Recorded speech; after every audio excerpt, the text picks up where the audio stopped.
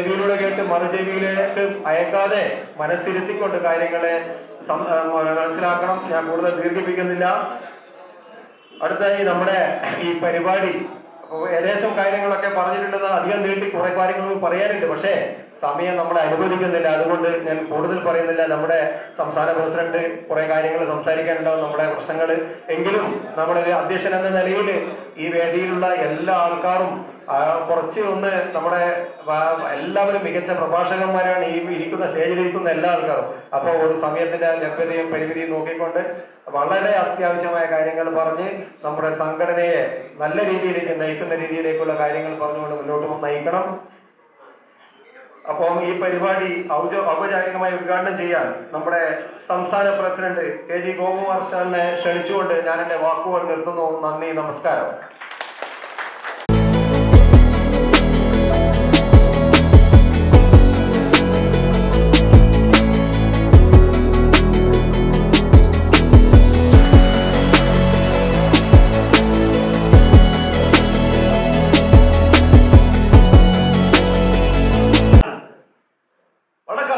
നിലപാടുകളിലൂടെ മാത്രമേ നാം എഴുതി വച്ചിരിക്കുന്ന വ്യവസ്ഥകൾ കർശനമായി പാലിച്ചുകൊണ്ട് മാത്രമേ ഇതുപോലൊരു പദ്ധതി നമുക്ക് മുന്നോട്ട് കൊണ്ടുപോകാൻ പറ്റുള്ളൂ. അദ്ദേഹത്തിന്റെ ബാലൻസ് ഇപ്പൊ ഞാൻ ഇവിടെ നിന്നുകൊണ്ട് പരിശോധിച്ചപ്പോൾ കാണുന്നത് 890 രൂപ നെഗറ്റീവിലാണ്. ഞാൻ പറഞ്ഞത് നമ്മളെ സംബന്ധിച്ച് ഇതുപോലെ ഒരു പദ്ധതിയിലേക്ക് നമ്മൾ വന്നതിന്റെ കാരണം ഒരുപക്ഷെ 41 വർഷം മുമ്പ് രൂപീകൃതമായ സംഘടന ഇവിടെ സ്വാഗത പ്രസംഗത്തിൽ സ്വരങ്ങൾ പറഞ്ഞതുപോലെ ചില പ്രശ്നങ്ങളൊക്കെ വരുമ്പോൾ നമുക്കൊരു സംഘടന ഉണ്ടായിരുന്നു എങ്കിൽ എന്ന് ആഗ്രഹിച്ചിരുന്ന ഒരു കാലഘട്ടം.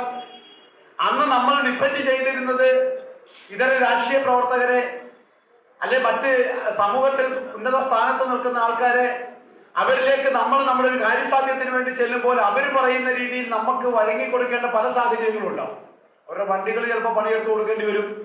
അവർ പറയുന്ന രീതിയിൽ അവരുടെ വീട്ടിൽ ചെന്ന് പണിയെടുത്തു, അങ്ങനെയുള്ളൊരു കാലഘട്ടം ഉണ്ടായിരുന്നു. ഇന്ന് നമ്മുടെ തൊഴിലിടത്തിലേക്ക് വരുന്ന വാഹനം മാത്രം പണിയെടുക്കുന്നെങ്കിൽ അന്ന് അവരുടെ വീട്ടിലേക്ക് അവർ പറയുന്ന സ്ഥലത്തേക്ക് പോയി വാച്ച് വർക്കും പെയിന്റിങ്ങും മെക്കാനിക് പണിയും ഒക്കെ ചെയ്തു കൊടുത്ത് ഒപ്പം തന്നെ അവിടെ ചെല്ലുമ്പോൾ കൊച്ചമ്മ പറയുക തേങ്ങ കയറി 2 തേങ്ങ ഇടാന്ന് പറഞ്ഞ് തേങ്ങ ഇടാനും, പ്ലാവെ കയറി 2 ചക്ക വെട്ടിയിടാൻ പറഞ്ഞ് അതും ചെയ്തു കൊടുക്കാനും ഒക്കെ ഒരു അടിമപ്പണി പോലെ ഈ തൊഴിൽ മേഖലയെ നിലനിർത്തിക്കൊണ്ടു പോകുന്ന കാലത്ത് നമ്മുടേതായ ഒരു തന്റേടം ഉണ്ടാക്കാൻ വേണ്ടി, തന്റേതായ ഒരു ഇടം രൂപപ്പെടുത്താൻ വേണ്ടിയിട്ടാണ് AWK എന്നൊരു പ്രസ്ഥാനം ഉണ്ടായത്. അതൊരു പക്ഷേ രൂപീകൃതമായ കാലത്തല്ല അതിനു വേണ്ടിയിട്ട് പണിയെടുത്തവർക്ക് ആർക്കും തന്നെ ഒരു സംഘടനാ സംവിധാനത്തിന്റെ അനിവാര്യത ഉണ്ടായിരുന്നില്ല. അവരൊക്കെ കൃത്യമായി സാമ്പത്തികം ഉണ്ടാക്കിയിട്ടുള്ളവരും പൊതുസമൂഹത്തിൽ നന്നായിട്ട് നിന്നിട്ടുള്ളവരുമാണ്. പക്ഷെ അവർ നമ്മളോടൊപ്പം നിൽക്കുന്ന പാർശ്വവൽക്കരിക്കപ്പെട്ടിരിക്കുന്ന ഒരു തൊഴിൽ വിഭാഗത്തെ സമൂഹത്തിന്റെ ഉന്നതിയിലേക്ക് കൊണ്ടുവരണം, മുൻപന്തിയിലേക്ക് അവരൊന്ന് കയറ്റി നിർത്തണം. അതിനുള്ള ഒരു സംഘടനാ സംവിധാനമാണ് AWK. അത് പിന്നീട് രൂപാന്തരം പ്രാപിച്ച് പലപ്പോഴും ഈ തൊഴിൽ പദ്ധതിക്ക് വേണ്ടി, നിങ്ങളുടെ സ്കിൽ ഡെവലപ്മെന്റിന് വേണ്ടി, ആധുനിക വാഹനങ്ങളുടെ തൊഴിൽ നിങ്ങൾക്ക് സ്വായത്തമാക്കുന്നതിന് വേണ്ടിയൊക്കെ ഒരുപാട് സഹായം നമ്മൾ ചെയ്തു. അത് സംഘടനയുടെ രൂപത്തിൽ തന്നെ നമുക്ക് ചെയ്തു പോകാനും കഴിഞ്ഞു. എന്നാൽ അപ്പോഴും ആരോഗ്യ സംരക്ഷണത്തിന് വേണ്ടി എന്ത് ചെയ്യാൻ വേണ്ടി കഴിയും? സാമ്പത്തികമായി ഒരുപക്ഷെ അന്നത്തെ ആവശ്യത്തിന് വേണ്ടി പണിയെടുക്കുകയും അതും അതിനപ്പുറവും അന്ന് തന്നെ ചെലവാക്കുകയും തൊട്ടടുത്ത ഒരു ദിവസം പണിയില്ലെങ്കിൽ അല്ലെ ഒരാഴ്ച പണിയില്ലെങ്കിൽ അല്ലെ ഒന്ന് കിടന്നു പോയാൽ, ഒരാഴ്ച ഒരു പനി പിടിച്ച് കിടന്നു പോയാൽ പോലും മറ്റുള്ളവരുടെ മുമ്പിലേക്ക് കൈ നീട്ടേണ്ടി വരുന്ന ഒരു വലിയ സാഹചര്യം നമുക്കുണ്ടായിരുന്നു. അപ്പൊ ഇതിൽ നിന്നൊക്കെ മാറ്റം വരുന്നതിന് വേണ്ടി സംഘടനാപരമായി നമുക്ക് എന്തെല്ലാം സഹായം നമുക്ക് അംഗങ്ങൾക്ക് കൊടുക്കാൻ കഴിയും? ഈ അന്വേഷണത്തിന്റെ ഭാഗമായിട്ടാണ് 2009 കൃത്യമായ ഒരു വെൽഫെയർ പദ്ധതിക്ക് രൂപം കൊടുത്തുകൊണ്ട് ആ ആനുകൂല്യങ്ങൾ കൊടുത്തുകൊണ്ട് നമ്മുടെ സംഘടനയിൽ എത്രത്തോളം ആൾക്കാരെ ചേർത്ത് നിർത്താം. ഒരുപക്ഷെ അന്നും ഒട്ടൊരു ഗണ്യമായ ഒരു വിഭാഗം ഇത് വിശ്വാസത്തിലെടുത്തിരുന്നില്ല. അതെങ്ങനെ സാധ്യമാകും? ഒരംഗം മരണപ്പെട്ടു. അന്ന് നമ്മൾ പറയുന്ന കണക്ക് കേരള സംസ്ഥാനത്ത് 35,000 വർക്ക്ഷോപ്പുകളും 3.5 ലക്ഷം തൊഴിലാളികളും ഉണ്ട് എന്നൊരു വലിയ പെരുപ്പിച്ച കണക്ക് നമ്മൾ പറഞ്ഞു പരത്തുമ്പോൾ അതിൽ കൃത്യമായി 3.5 ലക്ഷം അംഗങ്ങൾ മരണപ്പെട്ടു പോയാൽ ഒരംഗത്തിന് 10,000 വെച്ച് കൊടുക്കണമെങ്കിൽ എത്ര കോടി രൂപ വേണം? ഇത് എവിടുന്ന് കിട്ടും?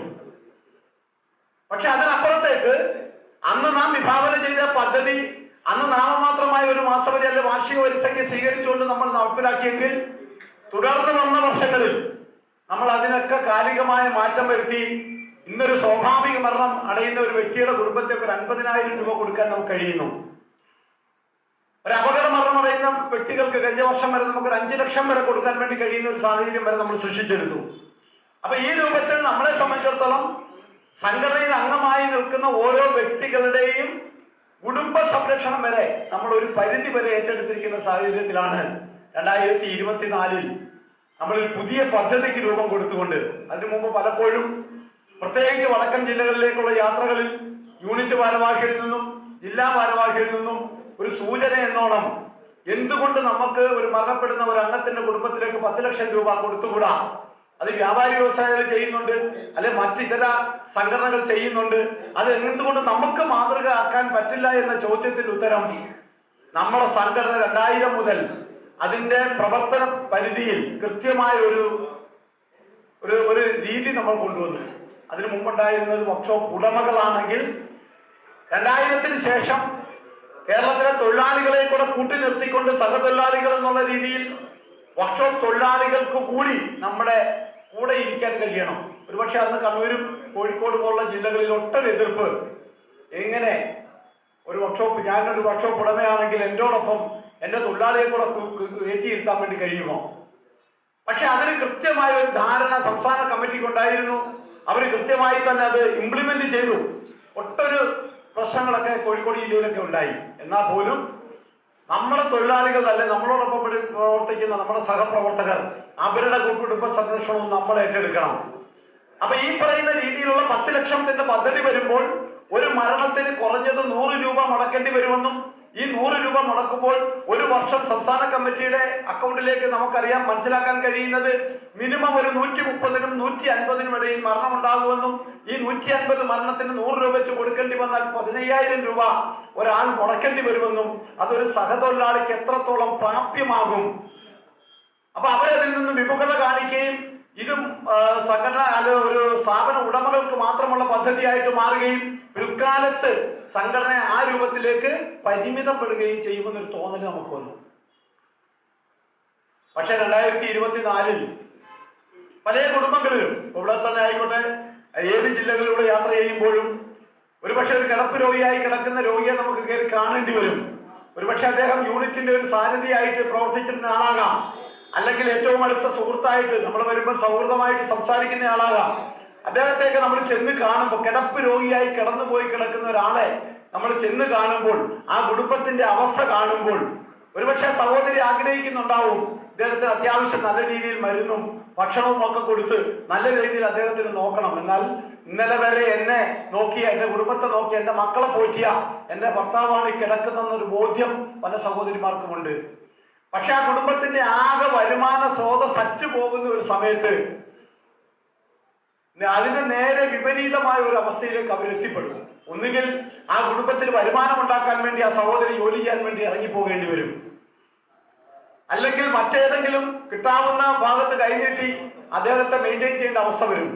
ഈ അവസ്ഥകളൊക്കെ ഒരുപക്ഷെ നമ്മുടെ മക്കളെയൊക്കെ നമ്മൾ പോറ്റി വളർത്തി അവരെയൊക്കെ നല്ല വിദ്യാഭ്യാസം കൊടുത്തു നല്ല ജോലി വാങ്ങിച്ച് ഒരുപക്ഷെ അവർ മറ്റ് രാജ്യങ്ങളിലേക്കൊക്കെ പറന്നു പോയിട്ടുണ്ടാകാം. പക്ഷെ അവരും നമ്മളെ നോക്കണമെന്നൊരു നിർബന്ധമില്ല. ഇത് നമുക്കൊരു പരിച്ഛേദമായി ചില അനുഭവങ്ങൾ ചില സ്ഥലങ്ങളിൽ ചെല്ലുമ്പോൾ ചില ആൾക്കാരുടെ ദുസ്ഥിതി കണ്ടപ്പോഴും, ഒപ്പം തന്നെ 2024 പത്തനംതിട്ട ജില്ലാ സമ്മേളനം നടക്കുന്ന സമയം അവിടെ കുറച്ച് ചെക്കുകൾ അവിടെ പങ്കെടുത്ത യൂണിറ്റുകൾക്ക് വിതരണം ചെയ്തു. അതിൽ 2 ചെക്ക് തിരുവല്ല യൂണിറ്റിനായിരുന്നു. ഒരു 50,000-ന്റെ ഒരു ചെക്കും ഒരു 25,000-ന്റെ ചെക്കും. ആ ചെക്ക് യൂണിറ്റ് ഭാരവാഹികൾ കൈവച്ച് ഞങ്ങൾ തിരിച്ചു പോരുമ്പോൾ അവിടെ ഒരു ചെറിയ ബുദ്ധിമുട്ട് യൂണിറ്റ് ഭാരവാഹികൾ പറഞ്ഞു, സാർ പോകുന്ന വഴിയിലാണ് ഈ ചെക്ക് കൊടുക്കുന്ന ഒരാളിന്റെ വീട്, അദ്ദേഹത്തിന്റെ വീട് വരെ ഒന്ന് വരണം. സത്യത്തിൽ ഞാനുണ്ട്, സംസ്ഥാന പ്രസിഡന്റ് വൈസ് പ്രസിഡന്റ് മീരാനുണ്ട്. അപ്പൊ ഞങ്ങൾ പറഞ്ഞ അതിന്റെ ആവശ്യമില്ല, നിങ്ങൾ എപ്പോഴാച്ചാൽ ചെക്ക് അവിടെ എത്തിച്ചു കൊടുത്താൽ മതി. അപ്പൊ അതല്ല, പോകുന്ന വഴിയിൽ ജസ്റ്റ് ഒന്ന് വണ്ടി നിർത്തി നമുക്ക് ആ വീട്ടിലേക്ക് കയറി ആ ചെക്ക് ഒന്ന് കൊടുക്കാമെന്ന് പറഞ്ഞു. അവിടേക്ക് ചെന്നപ്പം സത്യത്തിൽ നമ്മുടെ മനസ്സിലേക്ക് വന്ന ഒരു ഐഡിയ ഉണ്ട്. അങ്ങോട്ട് പോയിക്കൊണ്ടിരിക്കുമ്പോൾ ഞാൻ ചോദിച്ചു, ഇദ്ദേഹം എന്ത് തൊഴിലെടുത്തിരുന്ന ആളാണ്, എത്ര പ്രായമുണ്ട്? 45 വയസ്സ് താഴെ പ്രായമുള്ളൂ. ഒരു 6 വർഷം തിരുവല്ലയിൽ ഒരു വർക്ക്ഷോപ്പിൽ നിന്ന് പണി പഠിച്ചു. അത് കഴിഞ്ഞ് ഒരു 10 വർഷത്തോളം സ്വന്തമായ ഒരു ഹെവി മെക്കാനിക്കായിട്ടും അവിടെ ലോറിയിലെ ബസ്സിന്റെ ഒക്കെ പണി ചെയ്തു. അതിനുശേഷം അവിടെ ടൂറിസ്റ്റ് കമ്പനി, 10ഓളം ടൂറിസ്റ്റ് ബസ് ഉള്ള ഒരു കമ്പനിയിലെ മെക്കാനിക്കാണ്, മെയിൻ മെക്കാനിക്കായിട്ട് ജോലി ചെയ്തുകൊണ്ടിരിക്കുമ്പോഴാണ് പെട്ടെന്ന് ഒരു ദിവസം ഹൃദയസ്തംഭനം വന്ന് മരണപ്പെട്ടു പോകുന്നത്. ഞാൻ പറഞ്ഞ പോലെ കേട്ടപ്പോൾ നമുക്കൊരു വലിയ ദുഃഖകരമായ ഒരു അവസ്ഥയാണ് തോന്നിയതെങ്കിൽ പോലും മനസ്സിൽ ഒരിക്കൽ എന്റെ ബോധത്തിലേക്ക് വന്ന ഒരു സംഭവം, 1000 രൂപയിലധികം വരുമാനമുള്ള ഒരു 30,000-ഓളം രൂപ ഡെയിലി ഒരു മാസം വരുമാനമുള്ള ഒരു വീട്ടിലേക്കാണ് നമ്മൾ ചെല്ലുന്നത്. അവിടുത്തെ ഭൗതിക സൗകര്യം വലിയ ലാവിഷായിട്ടൊന്നും നമ്മൾ പ്രതീക്ഷിച്ചില്ലെങ്കിൽ പോലും ന്യായമായ രീതിയിൽ ജീവിത സൗകര്യമുള്ള ഒരു വീട്ടിലേക്കായിരിക്കും നാം ചെല്ലുന്നതാണ്. പെട്ടെന്ന് ചെക്ക് കൊടുത്ത് പോരാൻ വേണ്ടി ചെന്നെങ്കിലും ആ വീട്ടിലേക്ക് ചെന്നപ്പോൾ നമ്മുടെ ചിത്രമാകെ, നമ്മുടെ ചിന്താഗതി ആകെ മാറിപ്പോയി. അത്രയും ദയനീയമായ അവസ്ഥയിലുള്ള ഒരു കുടുംബ പശ്ചാത്തലം. 2 കുഞ്ഞുങ്ങളുണ്ട്. ഒരുത്തൻ +1 പഠിക്കുന്നു, ഇളയ പയ്യൻ 10ാം ക്ലാസ്സിൽ പഠിക്കുന്നു. ആ സഹോദരിയെ കണ്ടപ്പോൾ തന്നെ, അവരുടെ വേഷം കണ്ടപ്പോഴൊക്കെ തന്നെ, ഒരു 6 മാസം മുമ്പ് വരെ കൃത്യമായ വരുമാനം എത്തിയിരുന്ന ആ വീട്ടിൽ, ആ കൃത്യമായ കാര്യങ്ങൾ നടന്നിരുന്ന ആ വീട്ടിലേക്ക് ഞാൻ നേരത്തെ സൂചിപ്പിച്ചതുപോലെ ആ വരുമാന സ്രോതസ് ഒന്ന് അറ്റുപോയപ്പോൾ, ഒന്ന് നിലച്ചു പോയപ്പോൾ 6 മാസം കൊണ്ട് ആ കുടുംബത്തിന്റെ പശ്ചാത്തലം നമുക്ക് മനസ്സിലാക്കാൻ വേണ്ടി പറ്റി. അവിടെ നിന്നാണ് നമ്മൾ കണ്ണു തുറന്നുകൊണ്ട്, ഇത് നമ്മളുടെ മൊത്തം ആൾക്കാരുടെയും ഒരു ചെറിയ പരിച്ഛേദമാണ്. ഒരുപക്ഷെ ഒരു 50-60% ആൾക്കാർ നല്ല സാമ്പത്തികം ഉണ്ടാക്കിയിട്ടുണ്ടാവും, അല്ലെങ്കിൽ സാമാന്യ കുടുംബ പശ്ചാത്തലം ഉണ്ടാക്കിയിട്ടുണ്ടാവും.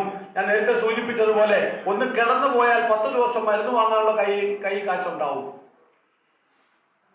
എന്നാൽ ഭൂരിപക്ഷ ആൾക്കാർക്കും ഒരുപക്ഷെ അതിലേക്ക് വരുന്നില്ല. അതിന്റെ ഒരു പരിച്ഛേദമാണ് എനിക്ക് അദ്ദേഹത്തിന്റെ കുടുംബത്തിൽ കാണാൻ പറ്റിയത്.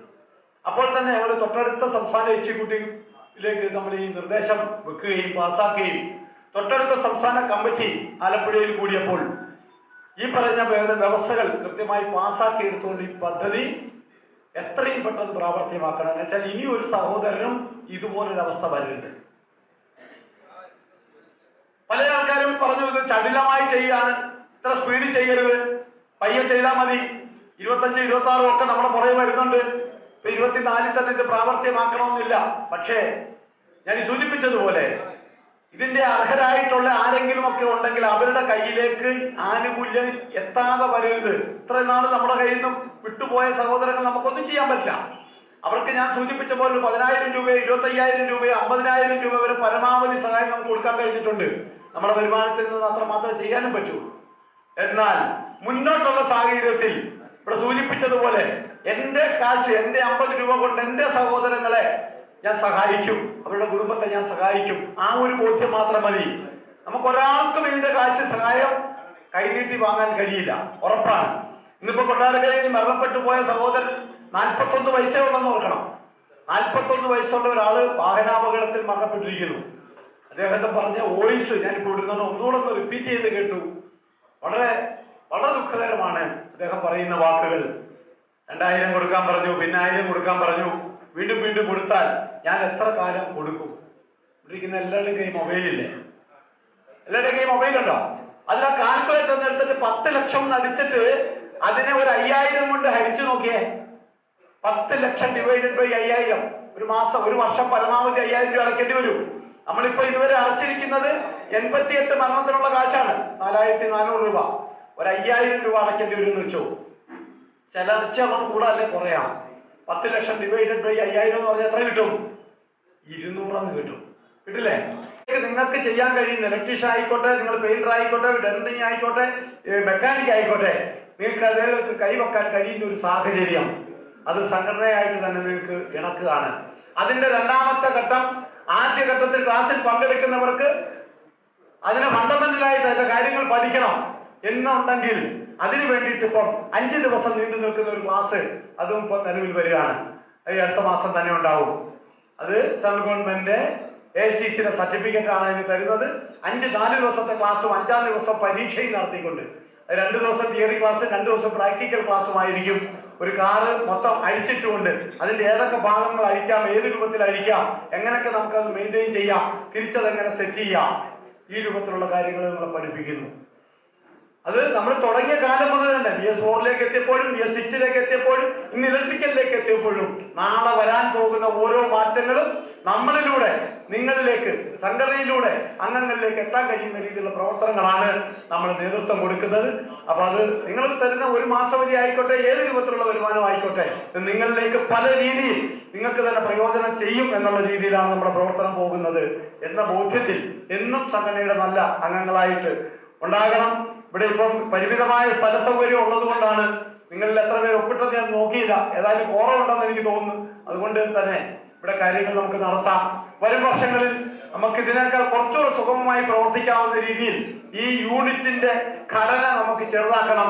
എന്നാൽ മാത്രമേ ഒരു 200 അല്ലെങ്കിൽ 250 ആളെ കൂടുതൽ വന്നാൽ ഈ 10 പേരെ കൊണ്ട് നിങ്ങളെ മെയിൻറ്റെയിൻ ചെയ്യാൻ കഴിയില്ല.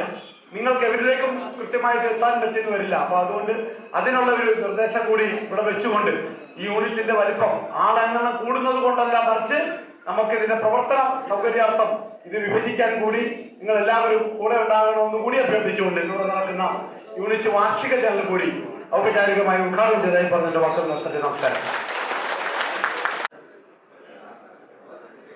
എന്തായാലും സംസ്ഥാന പ്രസിഡന്റ് അവസാനം സൂചിപ്പിച്ച ഒരു കാര്യത്തിൽ നിന്നുകൊണ്ട് സംസാരിക്കാൻ ആഗ്രഹിക്കുകയാണ്. കണ്ണൂർ യൂണിറ്റിന്റെ പ്രവർത്തനം നമുക്കറിയാം. അഴീക്കോട് മുതൽ കണ്ണൂരിന്റെ ഈ തെക്കോട്ടുള്ള ഭാഗങ്ങളിൽ വളരെ വ്യാപിച്ചു കിടക്കുന്ന ഒരു പ്രദേശമാണ് ഈ കണ്ണൂർ ടൗൺ യൂണിറ്റ്. തീർച്ചയായിട്ടും അടിയന്തരമായി ഈ യൂണിറ്റ് വിഭജനം നടപ്പാക്കിക്കൊണ്ടിരിക്കുന്നു. കാരണം നമുക്ക് നമ്മളെ സംബന്ധിച്ച് ഒരു യൂണിറ്റ് പ്രവർത്തനമായാലും ജില്ലാ പ്രവർത്തനമായാലും നല്ല രീതിയിൽ സുഖമായി നടത്തണമെങ്കിൽ അംഗസംഖ്യ 100 താഴെ നിന്നുകൊണ്ടുള്ള ഒരു യൂണിറ്റായി മാറുകയാണ് അത്യാവശ്യമായിട്ട് വേണ്ടത്.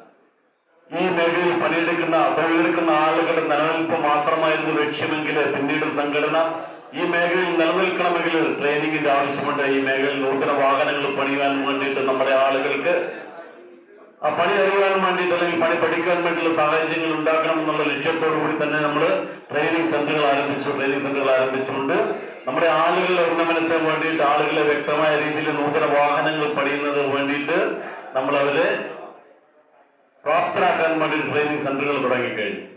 അതിനുശേഷം നമ്മൾ 2009 നമ്മുടെ ആളുകൾക്ക് ഈ മേഖലയിൽ ജോലി ചെയ്യുന്ന ആളുകൾക്ക് അവരുടെ സാമ്പത്തിക സുരക്ഷയും കുടുംബ ഭദ്രതയും ഉറപ്പാക്കുന്നതിന്റെ ഭാഗമായിട്ട് വെൽഫെയർ ഇൻഷുറൻസ് സംവിധാനങ്ങൾ നമ്മൾ തുടങ്ങാൻ വേണ്ടിയിട്ട് നമ്മുടെ സംഘടനയ്ക്ക് സാധിച്ചു.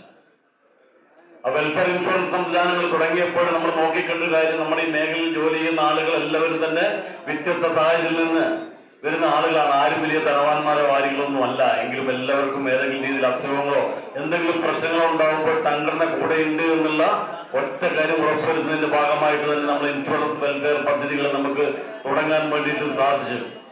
നമുക്കറിയാം, ഏത് രാഷ്ട്രീയ പ്രസ്ഥാനങ്ങളിലാണെങ്കിലും മതപ്രസ്ഥാനങ്ങളിലൊക്കെ ആണെങ്കിലും നമ്മുടെ സംഘടനയ്ക്ക് വളരെ വിഭിന്നമായ സ്വരവും ശബ്ദവുമുണ്ട്. കാരണം മറ്റുള്ള സംഘടനകളിലൊക്കെ വിഭിന്നമായിട്ട് നമ്മുടെ സംഘടന എല്ലാ മതവിഭാഗത്തിൽപ്പെട്ട ആളുകളും കക്ഷിരാഷ്ട്രീയങ്ങൾക്ക് അതീതമായ ആളുകളെയൊക്കെ സംഘടിപ്പിച്ചുകൊണ്ട് കൃത്യമായ രീതിയിൽ ഒരു പ്രവർത്തന രേഖയിലും മുൻപോട്ട് പോകുന്ന ഒരു സംഘടന തന്നെയാണ്. മറ്റുള്ള പ്രത്യേകം നടത്തിക്കൊണ്ടുള്ള സമയം അപകരിക്കുന്നില്ല. ഇത്രയും സമയം എന്നെ ശ്രമിച്ച എല്ലാവർക്കും അഭിനന്ദനങ്ങൾ അറിയിച്ചുകൊണ്ട് ഈ കണ്ണൂർ ടൗൺ യൂണിറ്റിന്റെ സമ്മേളനത്തിൽ എല്ലാവിധ അഭിവാദ്യങ്ങൾ അർപ്പിച്ചുകൊണ്ട് നിർത്തുന്നു. നമസ്കാരം. കണ്ണൂർ ജില്ലയെ സംബന്ധിച്ചോളം 23 യൂണിറ്റുകളുടെ സമ്മേളനങ്ങൾ കണ്ടോളം പൂർത്തീകരമാണ്. ആ യൂണിറ്റുകളിൽ നടക്കുന്ന കാര്യങ്ങളെപ്പറ്റി ഓരോ യൂണിറ്റിന്റെയും കാര്യങ്ങൾ ചർച്ച ചെയ്തുകൊണ്ടും അതിന്റെ ഇനി വരുന്ന വർഷത്തേക്കുള്ള കാര്യങ്ങളെപ്പറ്റി വിശകലനം ചെയ്തുകൊണ്ടും ആ സംഘടനാ പ്രവർത്തനം കൂടുതൽ ഊർജ്ജസ്വലതയോടെ മുന്നോട്ട് പോകുന്നതിന് വേണ്ടിയിട്ടാണ് നമ്മൾ യൂണിറ്റ് സമ്മേളനങ്ങൾ സംഘടിപ്പിക്കുന്നത്. അതുപോലെ തന്നെ അതിന്റെ ഭാഗമായി തന്നെ നമ്മൾ എല്ലാ വർഷവും കുട്ടികളെ ആദരിക്കുക എന്നുള്ള ഒരു ചടങ്ങ് കൂടി ഇവിടെ നടത്തുന്നുണ്ട്. ആ യൂണിറ്റ് സമ്മേളനത്തിൽ നമുക്കറിയാം സംഘടന വിഭാവനം ചെയ്ത കാര്യങ്ങൾ വളരെ വിശദമായി തന്നെ ഇവിടെ നേതാക്കന്മാർ പറയുമ്പോൾ അത് ഉൾക്കൊണ്ടുകൊണ്ട് സംഘടനാ പ്രവർത്തനം മുന്നോട്ട് നടത്തിക്കൊണ്ട് മുന്നോട്ട് പോവുക എന്നുള്ള മെമ്പർമാരുടെ ഒരു ഉത്തരവാദിത്വം കൂടിയുണ്ട്. പല യൂണിറ്റ് സമ്മേളനങ്ങളിൽ സംസാരിക്കുമ്പോഴും ആ കാര്യങ്ങളൊന്നും ശ്രദ്ധിക്കാതെ അതിനുശേഷം എന്തെങ്കിലും ഒരു വെൽഫെയറിന്റെയോ അല്ലെങ്കിൽ ഒരു ഇൻഷുറൻസിന്റെയോ മറ്റെന്തെങ്കിലും കാര്യങ്ങൾ നടക്കുമ്പോൾ അതിന് യൂണിറ്റ് ഭാരവാഹികളെ വിമർശിക്കുന്ന അല്ലെങ്കിൽ അതിനെപ്പറ്റി അവരെ കുറ്റപ്പെടുന്ന ഒരു സാഹചര്യം പല യൂണിറ്റുകളിലും നമുക്ക് കാണാൻ വേണ്ടി സാധിക്കും. നമ്മുടെ സംശയങ്ങൾ ഇപ്പൊ നമുക്കറിയാം, നമ്മള് ഒരു സ്വപ്ന പദ്ധതി എന്ന പോലെ നമ്മളിവിടെ വിഭാവനം ചെയ്ത നമ്മുടെ ലൈഫ് ലൈൻ പദ്ധതി, അതിനെപ്പറ്റിയൊക്കെ അതിന്റെ കാര്യങ്ങളെ പറ്റിയൊക്കെ നമുക്ക് എന്തെങ്കിലും അജ്ഞതയോ കാര്യങ്ങളോ ഉണ്ടെങ്കിൽ അത് ഈ സംസ്ഥാന നേതാക്കന്മാരെയോ അല്ലെങ്കിൽ ഇവിടെ വന്ന ജില്ലാ മേഖലത്തിലുള്ള നേതാക്കന്മാരുടെ കാര്യങ്ങൾ പറഞ്ഞ് അല്ലെങ്കിൽ നമുക്ക് നമ്മുടെ സംശയങ്ങൾ ദൂരീകരിച്ചുകൊണ്ട് തന്നെ വേണം നമുക്ക് മുന്നോട്ട് പോകാൻ വേണ്ടി സാധിക്കുന്നത്. എങ്കിൽ മാത്രമേ അപ്പോ നമ്മുടെ സംഘടനയെ പറ്റി കൃത്യമായിട്ട് തന്നെ ഇവിടെ വിശദമായ കാര്യങ്ങൾ സംസ്ഥാന പ്രസിഡന്റും സംസ്ഥാന ട്രഷററും ഇവിടെ വിശദീകരിച്ചു കഴിഞ്ഞു. പിന്നെ കൃത്യമായിട്ട് പറഞ്ഞ് മനസ്സിലാക്കി തന്നു. ഇതിനു വേണ്ടിയിട്ടാണ് സംഘടന വർഷാവർഷം ഇതുപോലുള്ള യൂണിറ്റ് വാർഷിക സമ്മേളനങ്ങളും 3 വർഷം കൂടുമ്പോൾ ജില്ലാ സമ്മേളനങ്ങളും സംസ്ഥാന സമ്മേളനങ്ങളും നടത്തുന്നത്. കണ്ണൂർ ജില്ലയിലെ ഏറ്റവും നമ്മുടെ സംഘടനയുടെ ഭരണസ്ഥിര കേന്ദ്രത്തിൽ നിൽക്കുന്ന ഒരു യൂണിറ്റാണ് കണ്ണൂർ ടൗൺ യൂണിറ്റ്. 357ഓളം മെമ്പർമാരുണ്ട്. അതിൽ എൻ്റെ സംഘടന എൻ്റെ അഭിമാനമാണെന്ന്, എൻ്റെ സംഘടനാ ബോധം, എൻ്റെ സംഘടനാ പ്രവർത്തനം ഈ സംഘടനയ്ക്ക് മാറ്റുകൂട്ടണം, ഇനി അങ്ങോട്ടുള്ള പ്രവർത്തനത്തിന് കാതലായ പ്രവർത്തനങ്ങൾക്ക് എൻ്റെ ഒരു പങ്കുകൂടി വേണമെന്ന് ആത്മാഭിമാനത്തോട് ചിന്തിച്ചിട്ടുള്ള ഏകദേശം 200ഓളം ആൾക്കാരാണ് എൻ്റെ പ്രിയപ്പെട്ട കണ്ണൂർ ടൗൺ യൂണിറ്റിലെ മെമ്പർമാരാണ് എൻ്റെ മുന്നിലിരിക്കുന്നത്. അതാണ് നമ്മുടെ സംഘടനയുടെ ഇന്ന് കാണുന്ന വളർച്ചയ്ക്ക് മാറ്റുകൂട്ടുന്നത്, അല്ലെങ്കിൽ ഇന്ന് കാണുന്ന വളർച്ചയിൽ എത്തുവാൻ നമുക്ക് കഴിഞ്ഞിട്ടുള്ളത്. സംസ്ഥാനത്ത് 45,000 മെമ്പർമാരുള്ളതിൽ 25,000-ൽ താഴെയുള്ള മെമ്പർമാരാണ് ഇപ്പോൾ നമ്മൾ ലൈഫ് ലൈൻ പദ്ധതിയിലുള്ളത്. അത് ബാക്കിയുള്ള എല്ലാ മെമ്പർമാരെയും നമ്മൾ ഈ ലൈഫ് ലൈൻ പദ്ധതിയിൽ കൊണ്ടുവരികയാണെങ്കിൽ നമ്മുടെ ഈ കോൺട്രിബ്യൂഷൻ സംഖ്യ ഇപ്പോൾ 45 രൂപയുള്ളതിന് ഒരു 30-25 രൂപയാവും. അതുകൊണ്ട് നിങ്ങളെല്ലാവരും ഈ ലൈഫ് ലൈൻ പദ്ധതിയിൽ അംഗമാവണം. ഇവിടെ എത്തിയിട്ടില്ലാത്ത എല്ലാവരെയും അത് പറഞ്ഞുകൊണ്ട് അവരെയും കൂടി ഈ ലൈഫ് ലൈൻ പദ്ധതിയിൽ മെമ്പർഷിപ്പ് എടുപ്പിക്കണം. നമ്മുടെ ഈ 2025 ഒക്ടോബർ 1 മുതലാണ് നമ്മുടെ ഈ പദ്ധതി നിലവിൽ വന്നത്. അതിൽ ഇന്നലത്തേക്ക് 88 പേരാണ് മരണപ്പെട്ടത്. 8,80,00,000 രൂപ നമ്മൾ കൊടുത്തു കഴിഞ്ഞു. അതിൽ കണ്ണൂർ ജില്ലയിൽ 13 മരണം സംഭവിച്ചു. 1,30,00,000 രൂപ നമ്മൾ കണ്ണൂർ ജില്ലയിൽ വിതരണം ചെയ്തു കഴിഞ്ഞു. ലാസ്റ്റ്